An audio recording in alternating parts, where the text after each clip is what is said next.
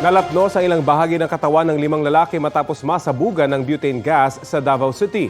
Sa Batangas naman, isang security guard ang sinaksak ng kapwa niya, gwardiya. Balitang hatid ni Darlene Kai. Sa ospital, nagpasko ang isang security guard matapos saksakin ng kapwa gwardya sa Lipa, Batangas. Ayon sa investigasyon ng pulisya, alas 6 ng gabi noong Pasko ang duty ng suspect sa isang subdivision. Pero alas 9 na raw dumating. Iba na ang naka-duty na gwardya.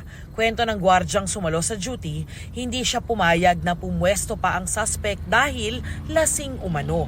Doon na raw sila nagtalo hanggang sa sinaksak na ng suspect ang biktima. Nagtamo ng mga sugat sa lieg at kaliwang kamay ang biktima. Pinaghahanap pa ang tumakas na suspect.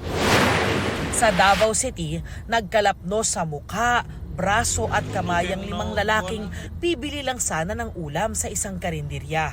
Dinala sila sa ospital matapos masabugan ng canister ng butane gas. Base sa investigasyon ng Bureau of Fire Protection, naubusan ng LPG ang may-ari ng karinderya kaya gumamit muna ng butane. Nakabili naman sila ng bagong LPG tank. Pero naipatong ng may-ari ang butane canister sa ibabaw ng burner ng kalan. Sumabog ito. Napag-alaman din ng BFP na hindi aprobado ang canister ng butane. Dahil sa insidente, sarado muna ang karinderya. Para iwas disgrasya sa paggamit ng butane, paalala ng BFP, ilayo sa direktang apoy o matinding init ang butane canister. Tiyakin ding aprobado ang uri ng lalagyan ng butane gas. Darlene Kai, nagbabalita para sa GMA Integrated News.